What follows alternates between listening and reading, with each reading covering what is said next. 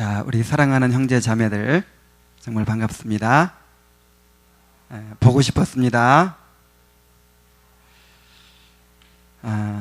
오늘도 하나님께서 우리 가운데 거하시고 또 우리 마음에 하나님의 임재를 풍성하게 누리도록 그렇게 인도해 주실 것을 갈망하는 마음으로 이 시간 우리 말씀을 함께 듣도록 하겠습니다. 고린도후서 13장 13절 말씀, 고린도후서 13장 13절 말씀 함께 읽겠습니다.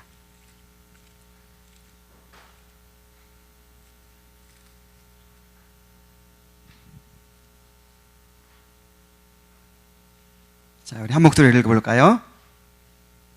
고린도후서 13장 13절. 자, 시작. 주 예수 그리스도의 은혜와 하나님의 사랑과 성령의 교통하심이 너희 무리와 함께 있을지어다. 아멘.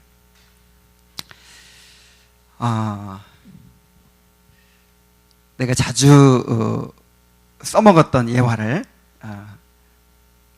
또 한번 얘기하고 싶어요. 비행기가 처음에 만들어졌을 때는 이 여러 가지 이 부속품들이 나무도 있었고 어떤 직물 같은 것도 있고 그랬대요. 지금처럼 이 합금 같은 거 이런 것들이 개발되기 전이기 때문에. 근데 이제 조종사가 이제 혼자만 탈 수 있는 작은 비행기를 몰고 막 비행하다 보면은 뒤에서 싸각싸각 소리가 들리는 거예요. 그 비행기 안에 쥐가 들어와 가지고 쥐가 이제 이 끈 같은 거 그걸 갉아먹는 거예요. 그럼 어떻게 될까요? 추락하게 되겠죠. 그때 어떻게 해야 될까요? 이 조종사가 막 쥐 잡아야 되겠죠. 근데 막 뒤 돌아가지고 쥐 잡으려고 막 노력하지 않고 어떻게 하냐면 상승을 하는 거예요. 비상을 하는 거예요. 높이 고도를 올리면은 점점 기압이 낮아지고 쥐가 죽어요. 숨을 쉴 수 없어가지고 죽어요. 우리의 신앙생활이 나는 이와 똑같다고 생각을 해요. 우리는 이제 하나님에 대해서 하나님이 어떤 분이신가에 대해서 지금 이제 공부를 하고 있는데 어떤 분은 이런 얘기를 하는 걸 들었어요. 내가 문제에 사로잡혀서 좀 위로받으러 왔다는 거야, 교회에. 그러면 우리의 문제에 대해서 얘기를 하고 그 문제를 하나님이 어떻게 돌보시는가를 얘기하고 그래가지고 좀 위로받으러 왔는데 하나님이 어떤 분인가? 이거 무슨 나하고 상관이 있느냐는 거예요. 근데 전혀 그렇지 않습니다. 우리의 살 길은 고도를 높이는 거예요. 믿음의 주요 온전케 하시는 이인 하나님을 바라보는 거예요. 그 위대한 하나님의 사람들이 고난당할 때, 핍박당할 때 그들에게 가장 큰 위로가 되고 그들을 승리하게 만들었던 것이 무엇인지 아십니까? 그 하나님의 거룩하심에 대한 묵상이었어요. 그 거룩하신 하나님을 알고 그것을 묵상하고 그것을 바라보고 그것을 경험하면서 이 세상이 감당치 못하는 그런 사람으로 살았던 거예요. 여러분, 우리의 문제가 뭡니까? 지금 내 문제 해결하지 못하고 어떤 고난이 있고 어려움이 이게 문제가 아니에요. 이거는 합력하여 선을 이루시는 하나님의 섭리 가운데 있잖아요. 그리고 우리가 이것을 바꿀 수 있어요, 없어요? 주관할 수 없습니다. 하나님께서 주관하십니다. 예수 잘 믿는다고 해서 항상 형통할 수만 없고 우리 마음대로 할 수 없어요. 그래서 중요한 거는 내가 하나님을 바라보고 또 하나님의 임재를 누리느냐, 내가 하나님을 알아가느냐, 하나님을 즐거워하는 삶을 사느냐, 이거예요. 그럴 때 우리가 하나님에 대해서 묵상하고 하나님의 임재에 사로잡히고 그 하나님을 즐거워하고 하나님을 알아가고 그 하나님께 내가 붙잡혀 있을 때 내 문제와 관계가 없는 것이 아니라 고도를 높이면 뭐가 죽어요? 쥐가 죽잖아요. 우리가 이 고난을, 우리 앞에 놓여 있는 고난을 이겨낼 힘을 얻게 되고 지혜를 얻게 되고 또 새로운 길이 열리는 것을 경험하게 되고 또 우리 앞에 당하는 여러 가지 그런 고난과 어려움 속에서 우리가 하나님을 더 알아갈 수 있게 되는 거예요. 정말 우리의 관심이 항상 어떻게 하면 내 문제가 해결될 수 있을까? 어떻게 하면 내가 더 행복해질 수 있을까? 자꾸만 나를 바라보고 환경을 바라보면은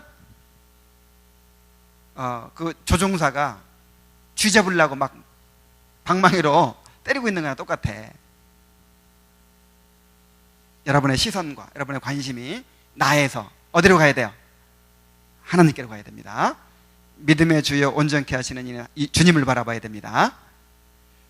그런 확신을 가지고, 그런 기대를 가지고 이제 소요리 문답 5문과 6문을 오늘 공부하도록 하겠어요. 오늘의 제목은 유일하신 삼위일체 하나님입니다. 우리 한번 따라해 볼까요? 유일하신 삼위일체 하나님. 내가 너무 막 욕심을 내고 많은 것들을 막 이렇게 가르쳐 주려고 하기보다도 이 소요리 문답 자체에 초점을 맞추는 게 좋겠다, 이런 생각이 들었어요. 이것을 익히고 마음에 새겨져서 외울 수 있도록 해주는 것이 중요하다는 생각이 들어서 소요리 문답 중심으로만 이렇게 주로 하려고 노력을 하겠습니다. 그래서 이것을 여러분들이 외워야 돼요.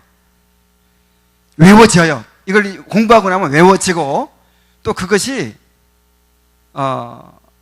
어떤 교리를 정립하고 신앙을 정립하는 일에 너무 귀하게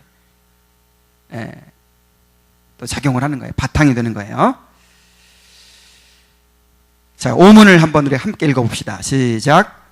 하나님 한 분밖에 또 다른 하나님이 계신가? 답. 한 분뿐이시니 참되시며 살아계신 하나님이시다. 그 다음에 제 6문도 읽어봅시다. 시작. 하나님의 신격에 몇 위가 계신가? 답. 하나님의 신격에 3위가 계시니 성부와 성자와 성령이신데 이 3위는 한 하나님이시다. 본체가 하나요, 권능과 영광은 동등이시다. 자, 이렇게 정리된 이제 하나님의 유일성과 또 삼위일체성에 대해서 한번 공부해 보도록 하겠습니다. 자, 먼저 5문입니다. 하나님 한 분밖에 또 다른 하나님이 계신가? 답이 뭐예요? 하나님은 한 분뿐이시다. 자, 한 분뿐이시다 하는 말은 하나님의 유일성을 얘기하는 거예요. 성경은 하나님의 유일성을 증거하고 있습니다. 신명기 6장 4절에 이스라엘아 들으라, 우리 하나님 여호와는 오직 하나인 여호와시니 그랬어요. 요한복음 17장 3절에는 영생은 곧 유일하신 참 하나님과 그의 보내신 자 예수 그리스도를 아는 것이니이다 그랬고요. 고린도전서 8장 4절 6절에는 하나님은 한 분밖에 없는 줄 아노라.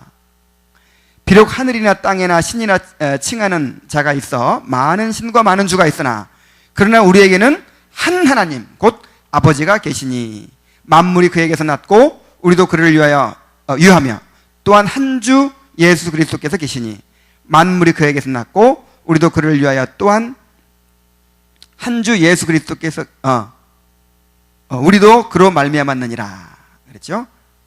자, 여기까지만 봅시다. 자, 이 유일성이라고 하는 것은 세 가지 의미가 있어요. 자, 하나님은 한 분이시죠? 하나님은 유일하시다. 하나님은 유일하시다 할 때 그것은 세 가지 의미가 있는데, 첫 번째로는 단일성을 말하는 거예요. 단일성. 이 단일성이라는 말은 숫자적으로 한 분밖에 없다, 그 뜻이에요. 숫자적으로 한 분밖에 없다. 그 다음에 두 번째 의미는 단순성이에요. 이 단순성이라는 말이 무슨 말이냐면 하나님은 합성적이거나 복합적인 존재가 아니에요. 자, 우리 인간은 합성적인 존재죠. 뭔가 여러 가지 물질들이 합성돼 가지고 만들어진 존재죠. 그래 복합적이에요. 영혼도 있고 육체도 있고 무슨 액체도 있고 고체도 있고 뭐 여러 가지 성분들이 복합적으로 이렇게 구조를 이루어서 우리 인간이 만들어졌죠. 근데 하나님은 합성적이거나 복합적이 아니란 말이에요. 그리고 나눌 수가 없어. 불가분적이야. 하나님을 어떤 성분으로 쪼갤 수가 없어. 단순성. 완전히 그냥 단순해요. 뭐 섞인 것이 없어. 그 다음에 하나님이 한 분이다 할 때, 하나님이 유일하시다 할 때 또 한 가지 의미는 뭐냐면은 유일성. 다른 존재와의 관계에서 비교될 대상이 없다, 그 뜻이에요. 예를 들어서 나는 너밖에 없어. 이 말이 무슨 뜻이에요? 나는 너밖에 없어. 하나님은 오직 하나인 신이 할 때 이게 무슨 뜻이냐면 그 유일성을 특별히 말하는 거거든요. 그것은 다른 사람과의 관계에서 비교될 대상이 없다, 그런 뜻인데, 나는 너밖에 없어 이럴 때 그게 무슨 뜻이냐 말이에요. 난 너밖에 없다. 너 말고도 사람들 많이 있잖아요. 친구들 많이 있죠. 다른 여자들도 많이 있죠. 다른 남자들 많이 있죠. 근데 왜 너밖에 없어 그러죠? 내가 의지하고 내가 사랑하고 나와 특별한 관계를 맺고 있는 사람은 너밖에 없다, 그 뜻이에요. 그러니까 하나님이 유일하시다는 말은 단일성도 얘기하고 단순성도 얘기하지만 특별히 우리와의 관계에 있어서 비교될 대상이 있다 없다? 없다, 그런 뜻이에요. 나를 사랑해 주는 분으로서 유일하십니다. 하나님이 나를 온전히 사랑해 줄 분은 누구밖에 없어요? 하나님밖에 없어요. 하나님도 있고 아무개도 있고 그러면 안 되는 거예요. 누구밖에 없어요? 내가 행복할 수 있는 행복의 근원, 나의 행복의 근원은 누구밖에 없어요? 하나님밖에 없어요. 내가 헌신하고 내가 사랑을 바쳐야 될 대상이 누구밖에 없어요? 하나님밖에 없어요. 내가 의지할 대상이 누구밖에 없어요? 하나님밖에 없어요.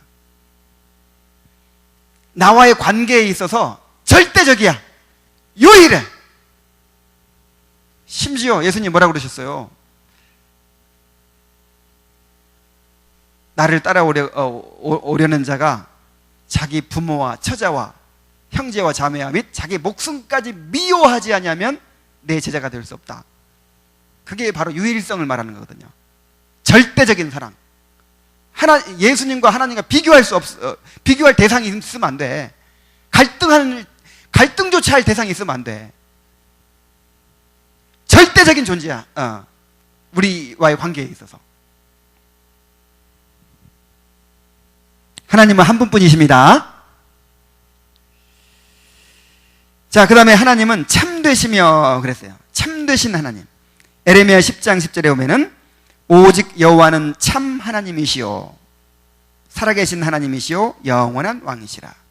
데살로니가전서 1장 9절에 보면은 너희가 어떻게 우상을 버리고 하나님께로 돌아와서 살아계시고 참되신 하나님을 섬기는지와, 이렇게 말씀했죠. 참되신 하나님.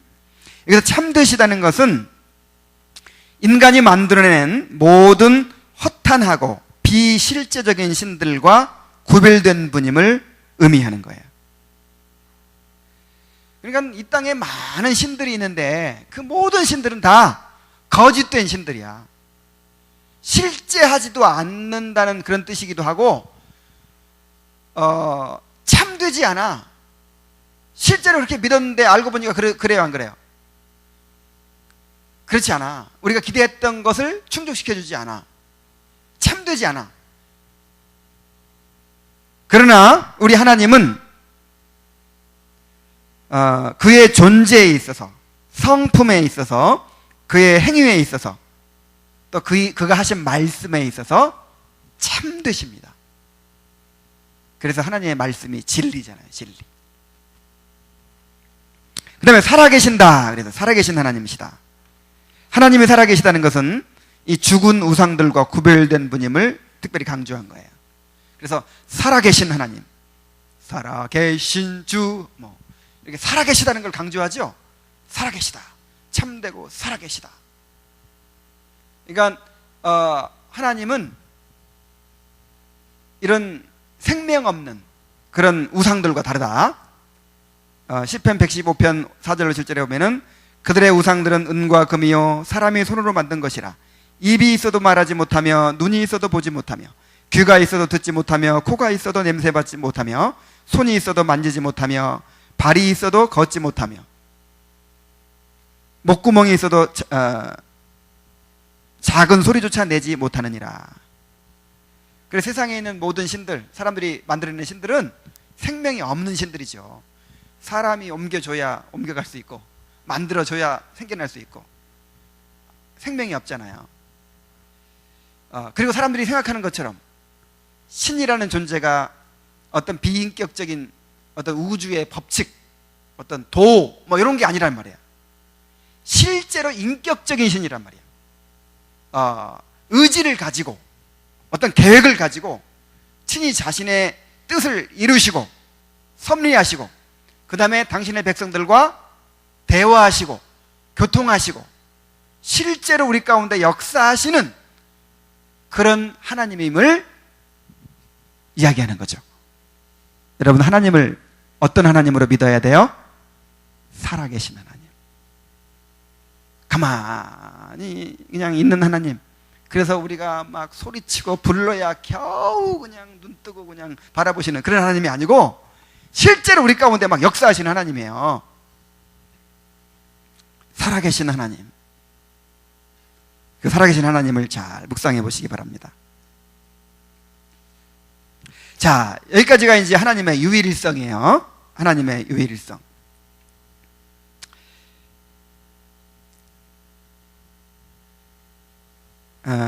하나님 한 분밖에 또 다른 하나님이 계신가?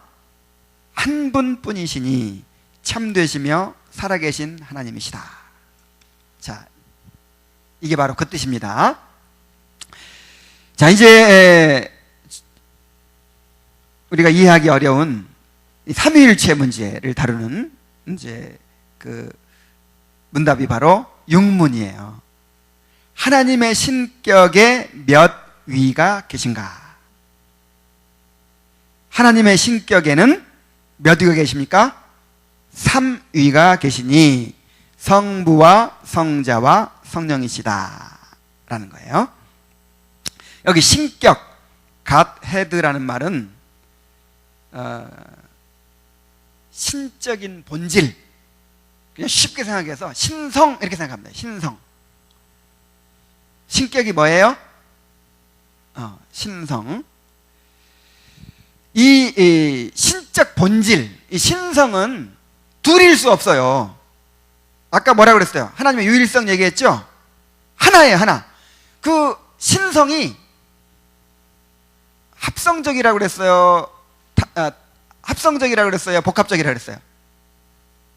합성적이지도 않고 복합적이지도 않고 뭐라고 그랬어요? 단순성. 나눌 수 있다 그랬어요? 없다 그랬어요?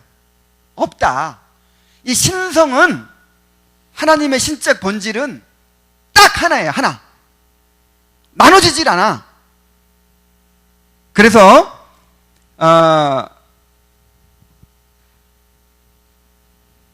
이 신적 본질은 하나인데 그 하나에 몇 위가 계신다고요? 3위. 여기 위라는 말은 위격이라는 말인데, 위격. 의지와 이성을 갖추고 있는 독립된 인격체를 말하는 거예요. 그래서 사람은 인격이라고 하죠. 근데 하나님에 대해서는 위격이라고 말합니다. 물론 이제 하나님에 대해서도 인격이라고 하기도 하죠.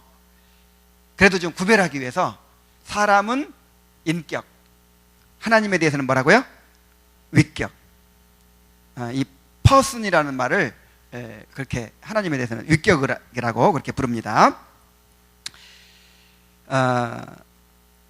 그래서 신성은 본질적인 것이라면 이 위격이라고 하는 것은 관계를 통해 드러나는 상대적인 거예요.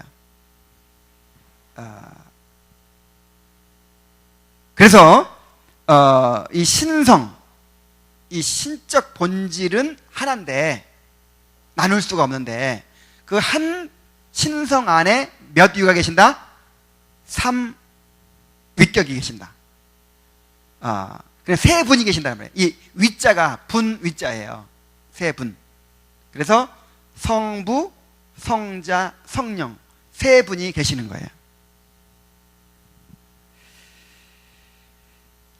성경에 나타나는 삼위 하나님의 모습을 보면은 이 성부 하나님은 만물을 창조하시고 작정하시고 섭리하신 분으로 주로 묘사가 됩니다. 그 다음에 성자 하나님, 예수님은 성부의 작정을 이루시고 또 다스리시는 분으로 그렇게 묘사가 됩니다. 그 다음에 성령 하나님은 성부가 작정하시고 성자가 이루신 것을 적용하시는 분으로 묘사가 됩니다. 그래서 우리 구원에 있어서 삼위 하나님의 그 역사가 어떻게 나타나는지 한번 살펴보도록 하겠습니다. 에베소서 1장 3절로 14절 한번 읽어보겠어요. 에베소서 1장 3절로 14절. 자, 우리가 구원받는 데 있어서 삼위 하나님이 어떻게 역사하고 계시는지. 3절부터 읽습니다. 찬송하리로다. 하나님 곧 우리 주 예수 그리스도의 아버지께서, 그러니까 누구예요? 삼위 중에서 성부 하나님이죠. 그리스도 안에서 하늘에 속한 모든 신령한 복을 우리에게 주시되 곧 창세전에 그리스도 안에서 우리를 택하사, 하나님께서 택하셨습니다. 우리로 사랑 안에서 그 앞에 거룩하고 흠이 없게 하시려고 그 기쁘신 뜻대로 우리를 예정하사 예수 그리스도로 말미암아 자기의 아들들이 되게 하셨으니 이는 그가 사랑하시는 자 안에서 우리에게 거저주시는 바 그의 은혜의 영광을 찬송하게 하려는 것이라. 여기까지가 지금 성부 하나님의 역할이에요. 우리 구원에 있어서 성부 하나님이 어떤 일을 하셨어요? 택하시고 예정하시고, 그 다음에 이제 우리 구원을 작정하신 거죠. 우리의 구원을. 그 다음에 이제 7절부터는 이제 예수님의 사역입니다. 우리는 그리스도 안에서 그의 은혜의 풍성함을 따라 그의 피로 말미암아 속량 곧 죄 사함을 받았느니라. 자, 예수님이 하신 일은 뭐예요? 구속. 성부 하나님이 작정하신 것을 예수님이 이루신 거예요. 그 다음에 13절 보겠습니다. 그 안에서 너희도 진리의 말씀 곧 너희의 구원의 복음을 듣고 그 안에서 또한 믿어 약속의 성령으로 인치심을 받았으니 이는 우리 기업의 보증이 되사 그 얻으신 것을 속량하시고 그의 영광을 찬송하게 하심이라. 성부 하나님이 선택하시고 성자 하나님이 구속하시고 성령 하나님께서 그것을 적용시키는 거예요, 우리에게. 그래서 중생하게 하시고 믿게 하시고 회개하게 하시고 그 다음에 성화를 이루시는 것은 누구의 역할이에요? 성령님께서 하시는 일이에요. 그런데 여기서 한 가지 주의할 사항은 성경에 이렇게 묘사가 됐다고 해서 따로따로 분리돼 가지고 역할이 딱 나눠지는 건 아니라 하는 거예요. 성부 하나님이 난 여기까지만 한다. 그 다음에 성자 하나님이 난 내 역할은 여기다. 성령 하나님 내 역할은 여기다. 이게 아니고 이 삼위 하나님은 절대로 분리될 수가 있을까요? 없을까요? 없어요. 항상 함께 하십니다. 그리고 모든 사역에 있어서 함께 하십니다. 이 창조를 어느 하나님이 하셨죠? 이 우주 만물을 창조하신 분이 누구예요? 성부, 성자, 성령 하나님이 함께 창조하신 거예요. 자, 우리를 구원하신 분이 누구죠? 성부, 성자, 성령 하나님이, 삼위 하나님이 함께 하신 거예요. 오늘 예배를 받으시는 하나님이 어떤 하나님이에요? 성부, 성자, 성령, 삼위 하나님이 예배를 받으시는 거예요. 우리가 기도할 때 누구한테 기도해요? 삼위 하나님께 기도하는 거예요. 물론 하나님 아버지 이렇게 성부 하나님을 대표로 내세우지만은 그러나 성부 하나님을 부를 때도 누가 다 들어있는 거예요?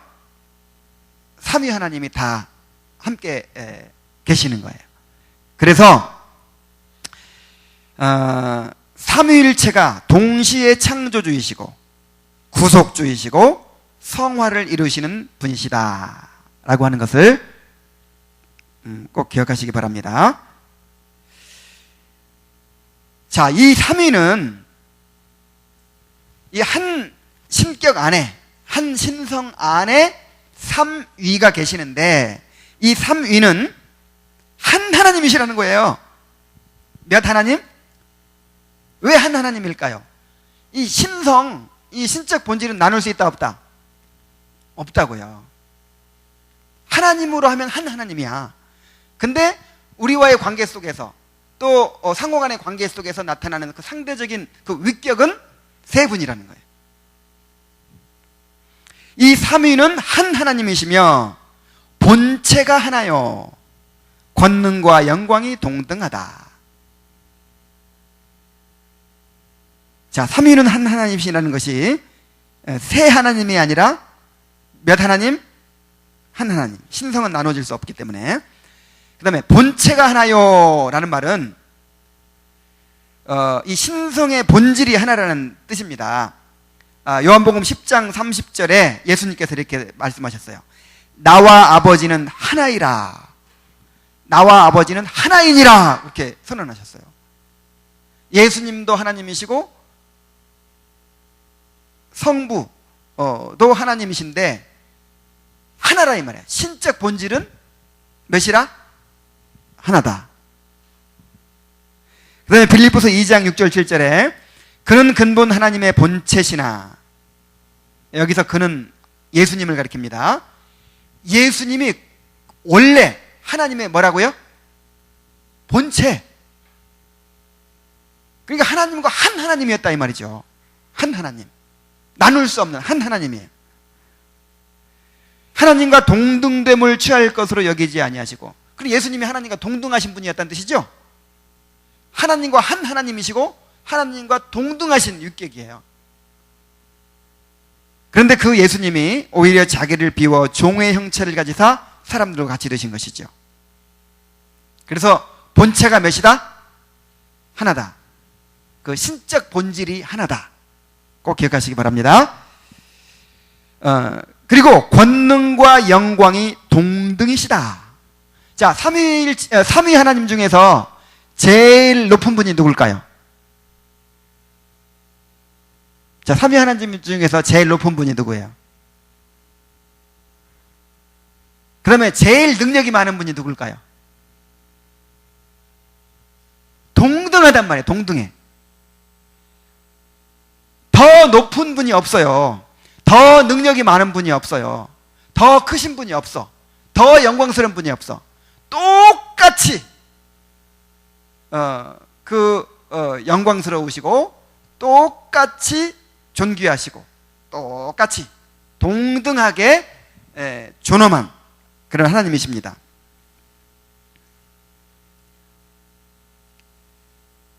이 삼위일체는 하나님의 신비에 속한 속성이에요.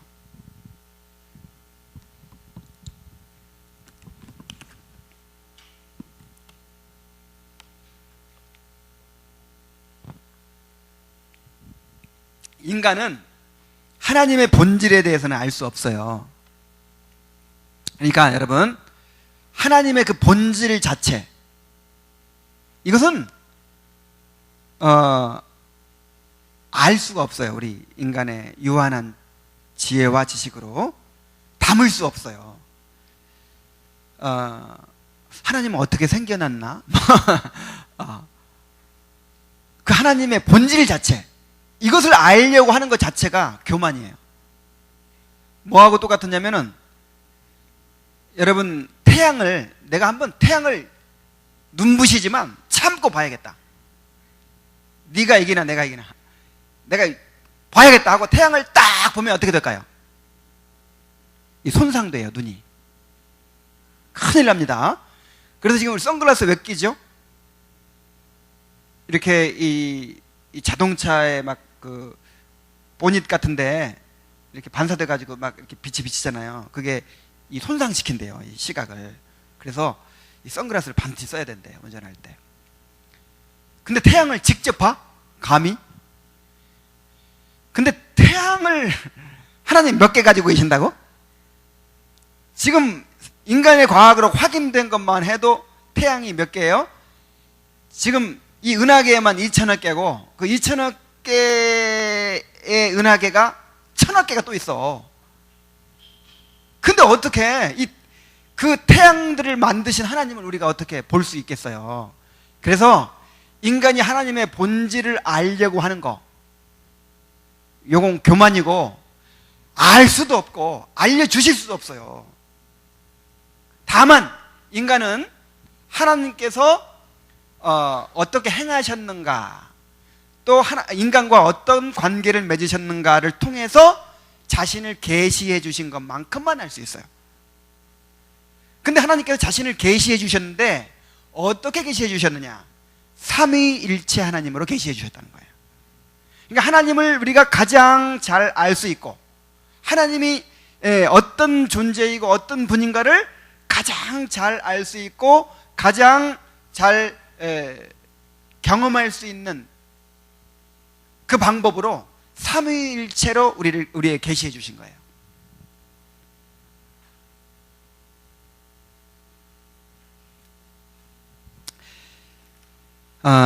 그래서 다른 방법으로는 하나님을 알 수 없습니다.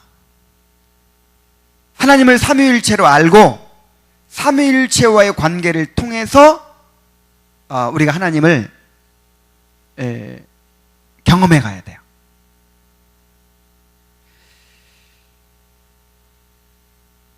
자, 그래서 삼위일체가 이제 무엇인가에 대해서 세 가지 명제가 있습니다. 이 웨스트민스터 신앙고백서에 보면은, 자, 웨스트민스터 신앙고백서를 이렇게 쉽게 배울 수 있도록 문답식으로 만든 것이 바로 소요리 문답이죠. 그러니까 웨스트민스터 신앙고백서가 더 자세하게 나와 있겠죠. 그 웨스트민스터 신앙고백서를 요약하면 이렇게 돼요. 첫째로는 하나님은 삼위로 계신다. 각 위는 완전한 하나님이시다. 하나님은 오직 한 하나님이시다. 자, 우리 한번 따라해 봅시다. 이게 삼위일체에 대한 명제예요. 따라해 봅시다. 하나님은 삼위로 계신다. 각 위는 완전한 하나님이시다. 하나님은 오직 한 하나님이시다. 이렇게 계시해 주셨단 말이에요, 하나님이. 그러면 어떻게 하면 돼요, 우리는? 그게 이해가 안 간다. 무슨 모순이다. 무슨 그거를 인간의 그 이론과 그 이성으로 어떻게 논리적으로 이렇게 분석해서 확실하게 내가 규명을 하겠다. 자, 이러면 돼요, 안 돼요? 안 돼요. 이걸 이렇게 계시해 주셨으니까 그냥 그렇게 알고 그렇게 믿으면 돼요. 그렇게 관계를 맺고 그렇게 경험해 가면 되는 거예요. 그래서 이 삼위일체론을 맨 처음에 체계적으로 정립한 사람이 누구냐면은 어거스틴이에요. 근데 어거스틴이 이런 말을 했습니다. 삼위일체 교리를 다 이해하려는 것은 마치 바다를 국자 하나로 측량하려는 시도와 같다 그랬어요. 국자 하나 들고 바닷물이 얼마큼 되나 이렇게 측량해 보려고 하는 사람이 있으면 어떤 사람이에요? 그 사람은 미친 사람이죠. 근데 바다보다 더 크신 하나님, 그 하나님을 유한한 지혜로 그 삼위일체를 논리적으로 이론적으로 내가 이해가 가게끔 내가 어떻게 한번 해보겠다. 될 수 있어요, 없어요? 없어요. 그런데 그런 정신 나간 사람들이 있어요. 이거는 그냥 인간의 이성으로 다 이해를 해야만 믿겠다 이거예요. 그래가지고 인간의 이성으로, 인간의 논리로 그 삼위일체를 인간의 그 논리에 맞게 이해하려고 한 사람들은 다 뭐가 됐냐? 이단이 됐어, 이단. 그 이단들을 한번 살펴봅시다. 삼위일체에 대한 그릇된 설명들이 있습니다. 교회사 속에 그 위에 세 가지 명제들 중에서 어느 하나를 부인함으로써 삼위일체 교리에 대한 그 이성적인 설명을 제시하려는 시도가 끊임없이 계속되어 왔습니다. 이제 그 중에 첫 번째 명제, 하나님은 삼위로 계신다. 이해가 안 가는 거예요. 한 하나님인데 어떻게 세 분으로 계시냐 이 말이야. 그럼 세 분이지. 한 분이면 한 분이고 세 분이면 세 분이지. 어떻게 한 하나님인데 세 인격이냐 이 말이에요. 인간의 논리로 이해가 가요, 안 가요? 안 가. 그러니까 이것을 인간의 논리로 이해할 수 있도록 설명을 해버렸어. 기가 막히게. 어떻게 했느냐? 원래 한 하나님인데 세 가지 모습으로 자기를 나타내신 것이다. 자, 물이라는 게 있죠. 이 물이 원소 기호로 뭐예요? H2O죠. 이 H2O가 액체 상태로 있을 때는 뭐예요? 물. 그 다음에 고체 상태로 있을 때는 얼음이고, 그 다음에 또 이 기화되면 뭐가 돼요? 수증기가 되죠. 그래서 막 이것과 같다. 그 다음에 나는 한 사람인데 내가 내 아내가 볼 때는 뭐예요?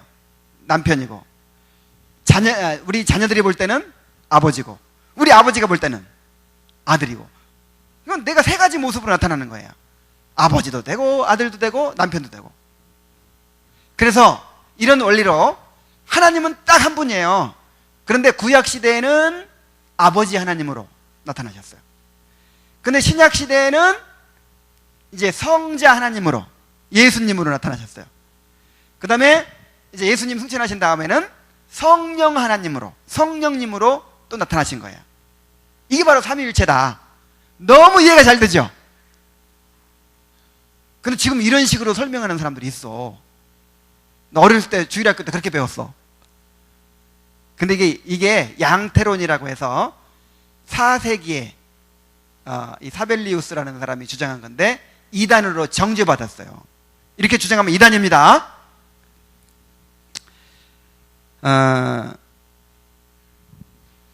이게 이제 안중회 같은 데서도 이렇게 주장을 해요. 안상홍이가 원래는 아버지 하나님이래. 근데 신약 시대에 이제 예수님으로 왔다는 거예요, 안상홍이가. 그리고 또 성령으로 또 왔대요. 예수님 승천한 다음에. 자, 이게 얼마나 엉터리 같은 얘기인지 우리 한번 살펴봅시다. 이 성경은 분명히 삼위 하나님이 각각 개별적인 인격체라는 사실을 말해주고 있어요. 요한복음 1장 14절과 18절에 보면은 말씀이 육신이 되어, 이 말씀은 예수님을 가리키잖아요. 말씀이 육신이 되어 우리 가운데 거하심에 우리가 그의 영광을 보니 아버지의 독생자의 영광이요. 자, 누구의 독생자? 아버지가 있고 독생자가 있고 구분되고 있잖아요. 아버지의 독생자의 영광이요, 은혜와 진리가 충만하더라. 본래 하나님을 본 사람이 없으되 아버지 품속에 있는 독생하신 하나님이 나타내셨느니라. 아버지는 성부 하나님을 가리키잖아요. 그 아버지 품속에 있는 누구? 독생하신 하나님. 구분되고 있잖아요.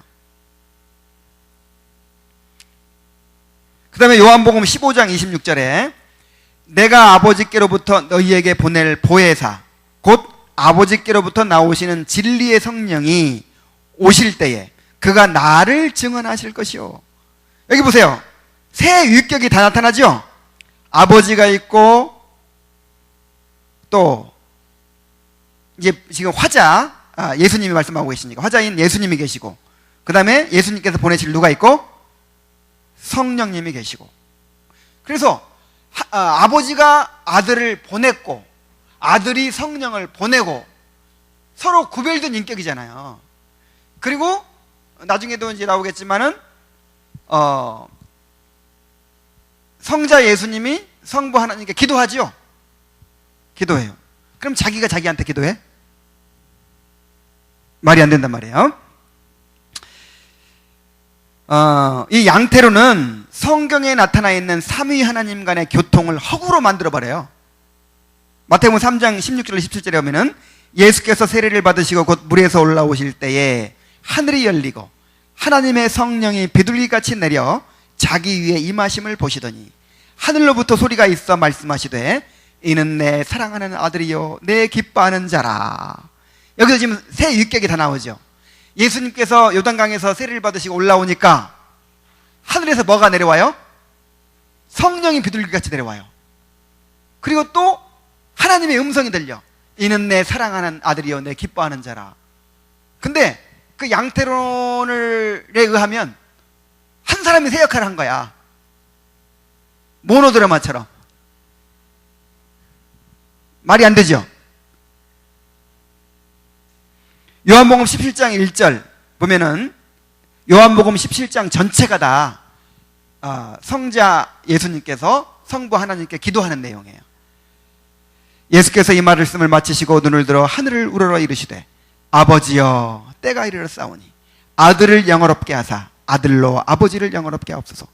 분명히 구별된 인격이고 아들이 아버지한테 기도하잖아요. 그리고 아버지가 아들을 영화롭게 하고. 그래서 서로 구별되고 서로 교통이 가능한 별도의 인격체예요. 독립된 인격체예요. 양태로는 십자가의 대속을 부정하게 만듭니다. 그래서 이 양태론에 의하면 성부 하나님이 직접 오셔가지고 이제 십자가에 달린 거예요. 그걸 성부 순환설이라고 말합니다. 성부 순환설. 십자가의 제물로 바쳐진 예수님과 그 제물을 온전하게 받으신 하나님의 인격적 구별이 없어져 버려요. 그래서 이런 대속이라는 그 개념 자체가 없어져 버린단 말이에요. 그리고 어떻게 신이 인간을 대신해서 실제적인 죽음을 죽을 수 있습니까? 인간이 되어 오신 예수님이 우리 대신해서 한 인간으로서 십자가 달려 죽으신 것이죠.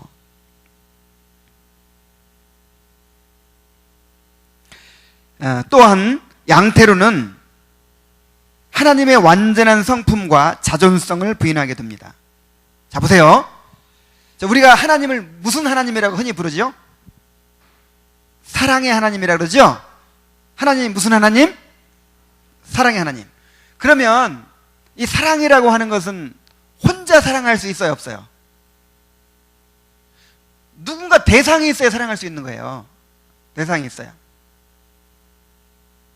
자, 사랑할 대상이 있어야 사랑의 하나님이지. 그러면 하나님께서 세상을 창조하시기 전에는 사랑할 대상이 있었어요, 없었어요? 하나님이 삼위가 아니라 딱 한 분뿐이라면 사랑할 대상이 있어, 없어? 없잖아. 그래서 어떤 사람은 이렇게 설명하기도 해요.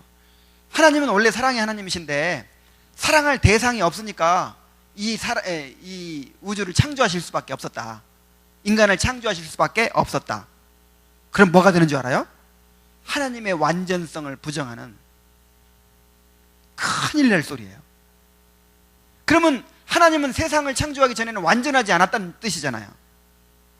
그 성품이 완전하지 않았다는 뜻이잖아요. 사랑의 하나님일 수도 없고.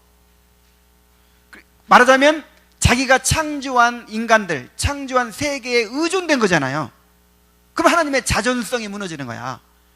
하나님의 자존성, 하나님은 스스로 있는 자다 할 때 그게 무슨 뜻이냐면은 하나님은 홀로 완전하다 이 말이에요.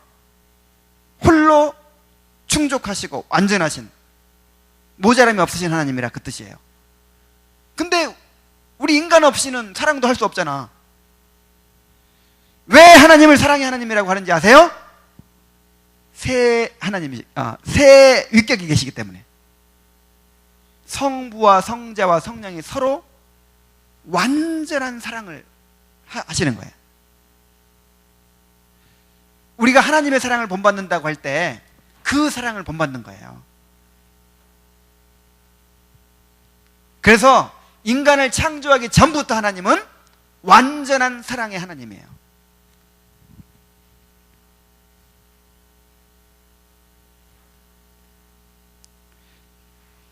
그래서 만약에 양태론식으로 삼위일체를 믿으면 이단입니다. 이단. 이단이고 정말 이렇게 생각한다면 구원이 없어요. 자, 그 다음에 두 번째 양자론이라는 게 있어요. 이 4세기 아리우스라는 사람이 주장했는데 성자와 성령의 완전한 신성을 부인하는 이론입니다. 예수님은 모든 만물 위에 뛰어난 분이고 하나님께서 맨 먼저 창조하신 존재예요. 그래서 거의 어떤 신적인 존재예요, 예수님이. 그렇지만 어디까지나 하나님의 피조물이라는 거예요. 하나님의 그 신적 본질과 동일하지 않다는 거예요. 자, 무슨 얘기 알겠죠? 예수님 먼저 나신 자고 뛰어난 분이시긴 한데, 어떤 신적인 분이시긴 한데 그 성부 하나님의 그 신적 본질과는 동일하지 않다. 첫 번째 피조물이다, 이렇게 얘기를 하는 거예요. 그리고 성령님은 예수님이 창조하신 피조물이다, 이렇게 주장을 했어요. 그러나 성경은 그리스도가 하나님이심을 분명하게 증거하고 있습니다. 그리스도를 하나님으로 불러요, 성경이. 이사야 9장 6절에 이렇게 기록되어 있습니다. 이는 한 아기가 우리에게 낳고 한 아들을 우리에게 주신 바 되었는데, 자, 누구를 가리키죠? 예수님을 가리키죠. 그의 어깨에는 정사를 메었고 그의 이름은 기묘자라, 모사라, 전능하신 하나님이라, 영존하신 아버지라, 평강의 왕이라 할 것입니다. 여호와 증인들 만약에 누가 만나거든, 이 구절을 얘기해 주세요. 이거 봐라, 이게 누구냐? 예수님 아니냐? 근데 예수님이 누구라고 그랬어요? 전능하신 하나님, 그리고 영존하시는 아버지. 이 아버지라는 말은 이제 아들을 낳은 아버지, 꼭 그런 뜻만이 아니고 만물이 그에게서 났다라는 의미에서 아버지입니다. 창조주라는 뜻으로 생각하면 돼요. 영존하시는 아버지라. 분명히 예수님에 대해서 전능하신 하나님, 영존하신 아버지, 이렇게 얘기하고 있잖아요. 자, 그 다음에 요한일서 1장 1절. 태초에 말씀이 계시니라. 이 말씀이 하나님과 함께 계셨으니 이 말씀은 곧 누구시라? 하나님이시니라. 히브리서 1장 8절에 아들에 관하여는 하나님이여. 자, 아들을 누구라고 불러요? 하나님으로 불러요. 하나님이여, 주의 보좌는 영영하며 주의 나라의 기운은 공평한 기운이다. 자, 디도서 2장 13절. 복스러운 소망과 우리의 크신 하나님 구주 예수 그리스도의 영광이 나타나심을 기다리게 하셨으니. 예수님을 누구라고 불러요? 크신 하나님.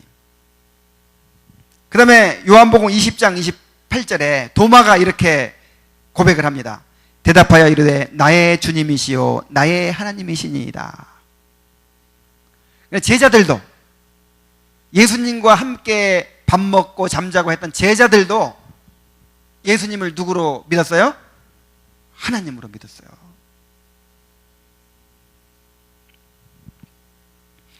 그 다음에 가장 중요한 거는 신약 성경에 예수님을 주라고 부른 횟수가 667회입니다. 예수님을 누구라고 불러요? 주님이라고 불러요. 근데 주라는 말이 무슨 뜻인지 알아요? 주라는 말은 이제 헬라어로 큐리오스라고 하는데, 이 구약 성경에는 여호와라는 이름이 나오는데 신약 성경에는 여호와라는 이름이 있어요, 없어요? 진짜 없어? 신약 성경에 여호와라는 말이 있어요, 없어요? 있어, 없어? 자, 신약 성경에서 여호와라는 이름 본 사람? 성경을 안 읽었네. 없어요. 신약 성경에는 여호와라는 이름이 없습니다. 유대인들은 하나님을 얼마나 경외하는지, 얼마나 두려워하는지 여호와라는 이름을 함부로 부를 수가 없었어요. 심지어 하나님이라는 말도 입에 담지 않았어요. 그래서 하나님 대신 하늘이라고 부르기도 하고, 그 다음에 주라고 불러, 주. 그래서 이제 이 유대인 학자들이 이제 헬라 문화가 이렇게 지배하고 있을 때 이제 히브리어를 이제 모르잖아요. 점점 헬라어가 공용어가 되니까. 그래서 이 히브리어로 기록된 구약 성경을 이제 헬라어로 번역을 해야 되겠는데, 요걸 70인역이라고 그래요. 70명의 학자들이 번역했다 해서 번역을 하는데, 여호와라는 이름이 나올 때마다 어떻게 여호와라는 이름을 감히 입에 담냐, 이거. 감히 또 써. 그래가지고 여호와라는 이름이 나올 때마다 그걸 뭐라고 바꿨냐면은 큐리오스, 주라고 바꿨어요. 주. 그래서 이 신약 성경에 주라는 이름은 다 뭐라고 보면 돼요? 이게 예수님을 부를 때, 하나님을 부를 때 주라고 부르는 거는 전부 다 여호와라는 이름이라고 생각하면 돼요. 여호와. 그러니까 예수님을 누구로 부른 거예요? 여호와로 부른 거예요. 여호와. 예수님이 여호와 하나님이십니다.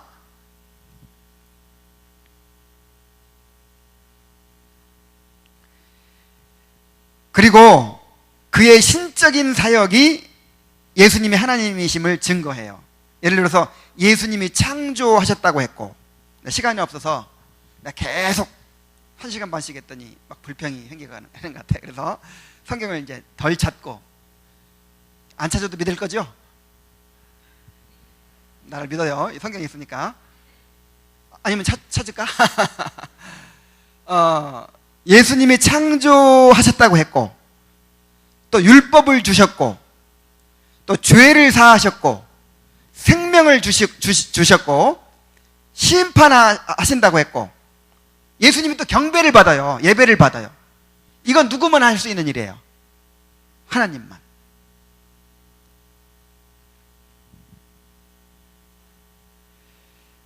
그래서 예수님이 행하신 그 신적인 사역을 볼 때에도 예수님이 하나님이신 것이 틀림없습니다.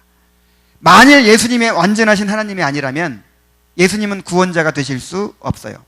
이 구원자는 하나님만 구원자가 되실 수 있는 거예요. 피조물은 구원자가 될 수 없어요.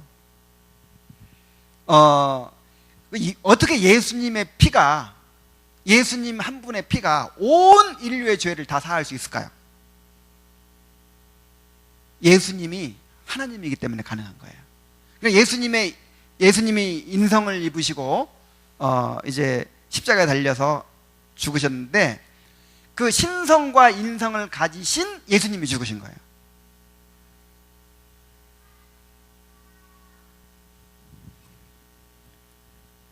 한번 상식적으로 생각해 보세요.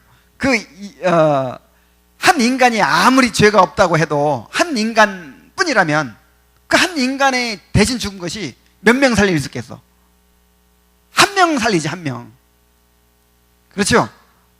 근데 어떻게 인간이라면 한 인간이 죽어가지고 온 인류를 살리느냔 말이야. 누구니까 가능해요? 하나님이시니까.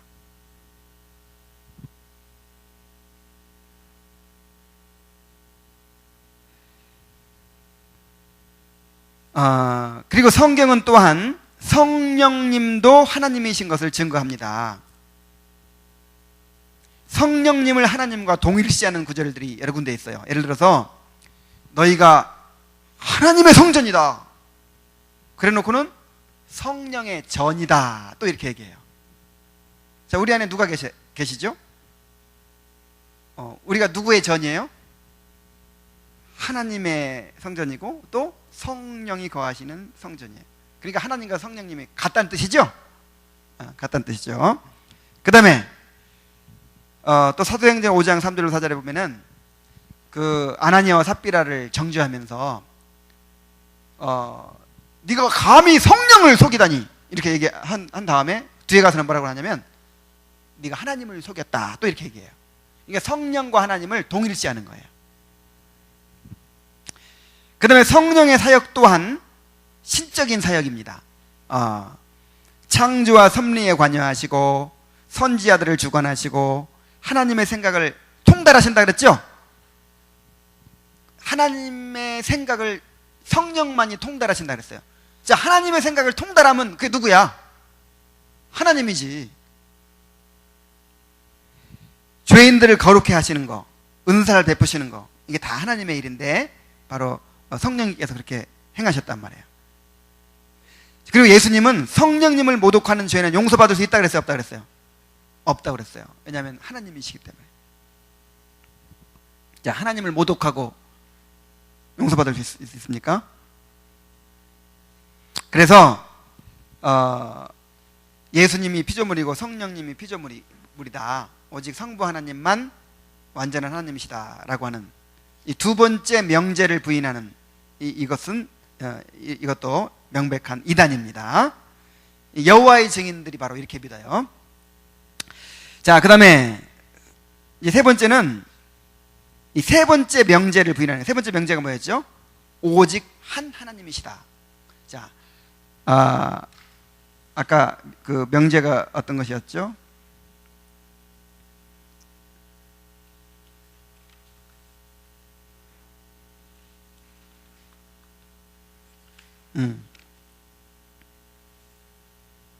하나님은 삼위로 계신다.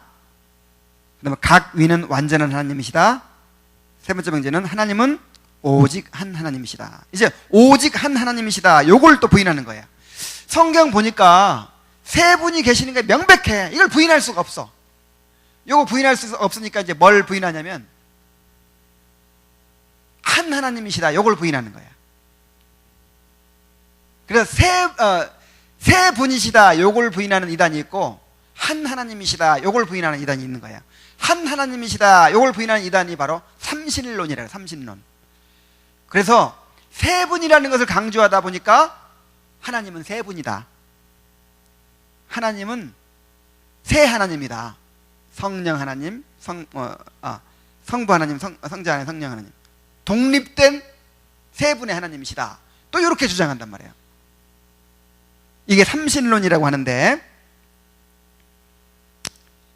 이것은 다신론과 비슷하죠. 신들이 많다는 것과 비슷하죠. 그러나 성경은 분명히 하나님이 몇 분이라고 그랬어요? 아까 유일하신 하나님이라고 그랬어요. 유일하신 하나님. 하나님은 오직 한 분이라고 그랬어요. 자, 만약에 하나님이 세 분이라면 이 문제가 많습니다. 특별히 예배가 문제가 돼요. 예배라고 하는 것은 절대적인 거예요. 그 예배라고 하는 것은 오직 한 분, 최고의 존재에게만 드려지는 거예요. 그리고 우리의 모든 것을 다해서 최고의 존재에게만 드려지는 것이 예배예요. 그리고 예배 받는 대상은 여럿일 수가 없습니다. 여럿일 수가 없어요. 오직 최고의 존재 딱 한 분한테만 드려지는 거예요. 근데 만약에 하나님이 세 분 계신다면 최고의 것은 한 분에게만 드릴 수밖에 없거든. 그렇죠? 그럼 누구한테 드려야 되지? 성부 하나님께 드리면 성자 하나님은 최고의 것을 드릴 수가 없어. 성령 하나님은 또 어떻게 해? 문제가 생기죠. 도대체 어느 하나님께 절대적인 충성을 해야 되는지 복잡해요. 세 번 예배를 드려야 되는 것인지. 자, 오늘은 성부 하나님께 예배 드린 날입니다.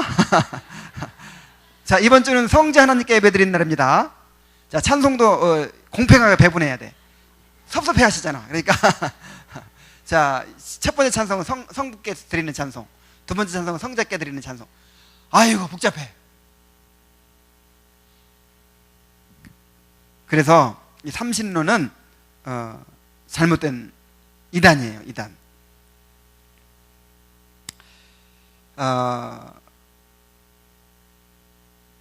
그래서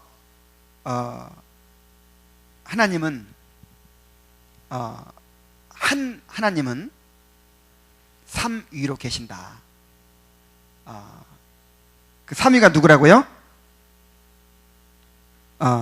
성부, 성자, 성령. 그런데 이 삼위는 각각 완전한 하나님이시다. 뭐 모자라거나 뭐 더 높거나 낮거나 이런 게 없어요. 완전한 하나님이시다. 그리고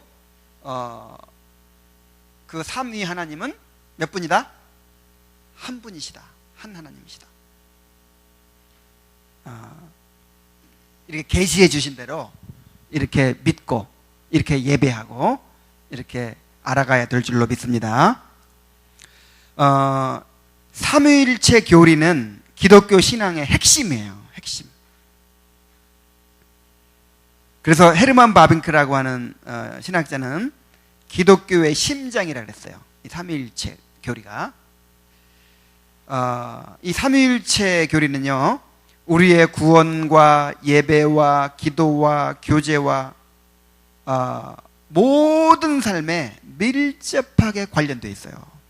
그래서 우리가 구원에 대해서 깨달으려면 뭘 알아야 돼요? 삼위일체 하나님 알아야 돼요. 삼위일체 하나님, 성부 하나님의 그 역사, 성자 하나님의 역사, 성령 하나님의 역사를, 그리고 완전한 그 신성을 또 알고 인정해야 그 하나님이 이루신 구원에 대해서 완전히 아는 거예요.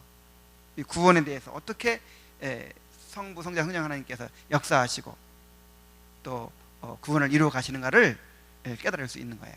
우리가 예배 드릴 때 우리가 삼위 하나님을 삼위 하나님으로 알고 그 삼위 하나님께 대한 예배를 드려야 되는 거예요. 기도할 때도 삼위 하나님을 알고 그렇게 기도해야 되는 거예요. 우리가 예수 그리스도의 중보를 통해서 기도하는 거죠. 근데 성령의 인도를 받아서 기도하는 거예요. 그리고 하나님께 기도하는데 삼위 하나님께 기도하는 거예요. 물론 이제 하나님 아버지가 대표로 하나님 아버지 이렇게 부르지만은 그러나 삼위 하나님이 다 들어있는 거예요. 우리가 그 의식을 가지고 예배하지 않으면 그 의식을 가지고 기도하지 않으면 잘못된 기도예요. 잘못된 예배예요. 분명히 말씀하시기를 신령과 진리로 예배드리라 그랬죠. 영과 진리로 예배드리라 그랬죠. 알고 드려야 되는 거예요. 알고. 그러니까 내 방식으로 그냥 내가 생각한 하나님으로 생각하고 예배드리는 거, 그건 우상숭배야. 성경에서 계시해 주신 대로 그렇게 알고 인식하고 예배를 드려야 되는 거예요. 정말 중요합니다. 나는 세 분 중에서 성부 하나님이 제일 좋아. 나는 성부 하나님만 좋아. 이런 건 있을 수가 없어요. 이건 우상숭배야. 이건 우상숭배.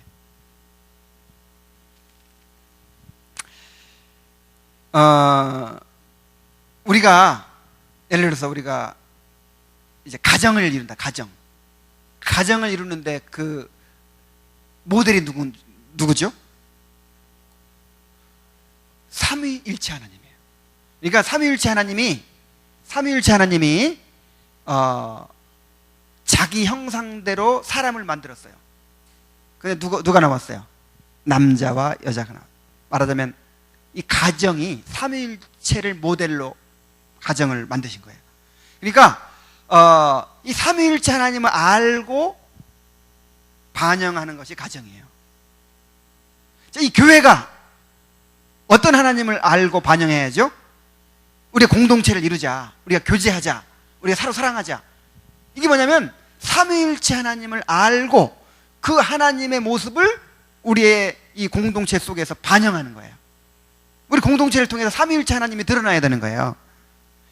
그래서 이 다양성 속의 통일성이죠.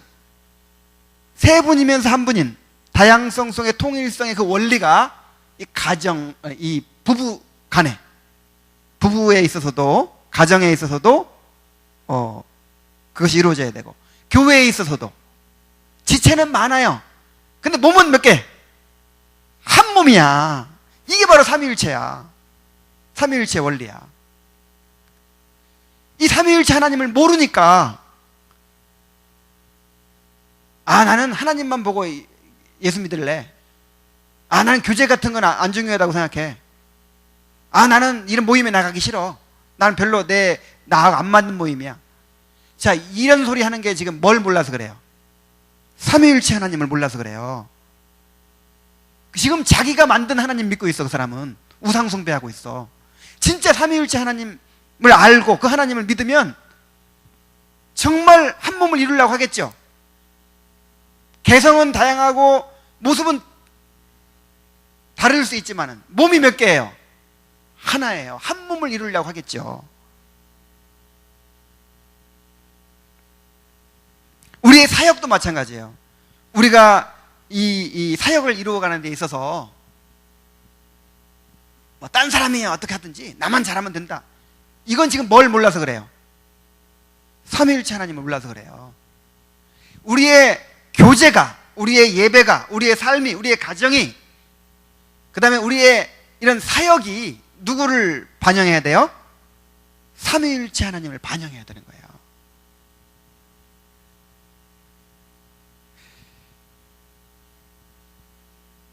그래서 이 삼위일체 하나님, 이 삼위일체 하나님을 알고 경험하고 관계를 맺고 그 하나님을 드러내고 반영하는 삶이 바로 기독교 신앙이에요. 그래서 삼위일체가 얼마나 중요합니까? 이것이 아이고 왜 이런 어려운 교리를 만들어가지고 이런 게 아니에요. 우리가 그 삼위일체를 더 묵상하고 더 깊이 경험하고 그 삼위일체로 나타내신 그 하나님에 대해서 더 경외하고 더 찬양하고 그 삼위일체 하나님을 알아가야 돼요.